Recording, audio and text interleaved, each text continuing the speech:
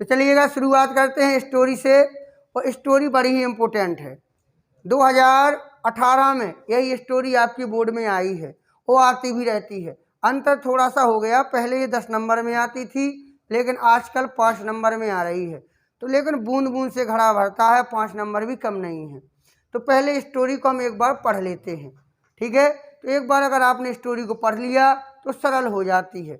एक बार पढ़ो, दोबारा भी पढ़ लो, ठीक है। 1-2 बार अगर समय है तो 3 बार भी पढ़ लो, समय है तो, वरना 1 बार या 2 बार स्टोरी को पढ़ लो। जितना आप स्टोरी को पढ़ोगे उतना सरल हो जाएगी। अब करना क्या है, बनाना स्टोरी को कैसे है वो आप देख लीजिएगा, ठीक है। जैसे किसी देश की संस्कृति अपने को धर्म, दार्शनिक विचार, कविता तथा कला के रूप में अभिव्यक्त करती है, पहला सेंटेंस, ठीक है। अब हम देखेंगे सब्जेक्ट कहाँ है। सब्जेक्ट देखिए कौन अभिव्यक्त करता है, तो किसी देश की संस्कृति, जी आपका सब्जेक्ट हो गया, ठीक है। तो किसी संस्कृति यानी कल्चर, आप लिखोगे कल्चर, और की अंग्रेजी आप बेटा लिखोगे ऑफ। किसी देश एनी कंट्री, बात नहीं करेंगे, कल्चर ऑफ एनी कंट्री, किसी देश की संस्कृति। अब सीधे पीछे आए आप, अभिव्यक्त करती है। अभिव्यक्त करना होता है एक्सप्रेस, एक्सप्रेस, एक्सप्रेस। अब देखो एक वचन में है तो ईएस लग जाएगा, एक्सप्रेस से क्या व्यक्त करती है, अपने धर्म को, धार्मिक विचार को कविता तथा कला के रूप में, ठीक है ना। तो किसको, धर्म को, अपने धर्म को, इट्स रिलीजियन, अपने धर्म को। अब के रूप में की अंग्रेजी हो जाएगी एज, किसके रूप में, दार्शनिक विचार, कविता तथा कला। तो फिलोसफिक, फिलोसफिक मीन होता है दार्शनिक, विचार यानी कि आइडिया। तो आप लिख सकते हैं एज फिलोसफिक आइडियाज।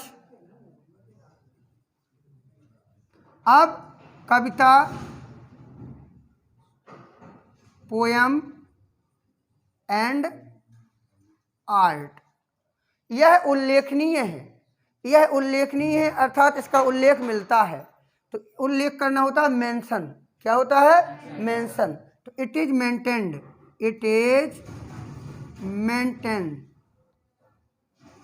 ठीक है। की अंग्रेजी क्या हो जाएगी बेटा, दैट, ठीक है। की भारतीय संस्कृति की गरिमा बनाए रखने में, कॉमा लगा है, इसकी अंग्रेजी हम कहीं भी बना सकते हैं। तो भारतीय संस्कृति की गरिमा बनाए रखने में, चाहे आगे लिख लो और चाहे पीछे, कला का महत्वपूर्ण योगदान रहा है। तो हम ये अलग भी लिख सकते हैं।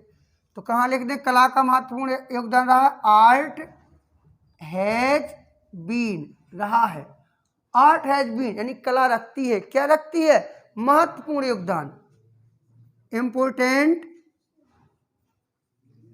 योगदान, कंट्रीब्यूशन, कंट्रीब्यूशन, ठीक है। अब क्या, भारतीय संस्कृति की गरिमा बनाए रखने में, बनाए रखना मेंटेन, तुमने सुना भी होगा इस शब्द को, भैया मेंटेन बनाए रहा करे, थोड़ी अपने गाड़ी वाहन का मेंटेन बना के रखो, ठीक है। तो टू मेंटेन बनाए रखने में क्या, भारतीय संस्कृति की गरिमा। तो द ग्लोरी, ग्लोरी यानी कि गरिमा ऑफ इंडियन कल्चर, ठीक है, इंडियन कल्चर। आगे देखिएगा, इसीलिए सो धर्म एवं कला को भारतीय संस्कृति का दर्पण कहा गया है। पैसे 22 में आ गया, गया है आ गया, तो गया तो गो लगेगा नहीं, तो पैसे 22 में है, किसे कहा गया, धर्म एवं कला को। तो रिलीजियन, रिलीजियन एंड आर्ट। अब कहा गया है तो हैव बीन कॉल्ड, कहा गया है, क्या कहा गया है, भारतीय संस्कृति का दर्पण। दर्पण क्या होता है, मिरर, ठीक है। देखो तो देखिएगा, भारतीय संस्कृति का दर्पण, तो मिरर ऑफ इंडियन और संस्कृति यानी कि कल्चर। आगे, कला का प्रादुर्भाव संभवतः मानव विकास के साथ ही सौंदर्य भावना की अभिव्यक्ति के लिए हुआ था। पढ़ने में हमें अजीब अजीब लग रहा होगा लेकिन है सिंपल। अब संभवतः इसकी अंग्रेजी हम आगे लगा लें, पॉसिबली या प्रोबेबली, तो हम चाहे लिख लें प्रोबेबली, संभवतः, निपट गया। अब सब्जेक्ट कौन है? कला का प्रादुर्भाव। प्रादुर्भाव होता है उत्पत्ति, निकलना, राइजिंग, राइजिंग ऑफ आर्ट। अब हुआ था, वाज डन, हुआ था। क्या हुआ था? मानव विकास के साथ ही मतलब एज वेल एज, के साथ साथ सौंदर्य भावना की अभिव्यक्ति के लिए। तो टू, अभिव्यक्ति क्या है? टू एक्सप्रेस द ह्यूमन, मानव भावना, भावना यानी कि feeling, human feeling as well as मानव विकास, human development, as well as human development.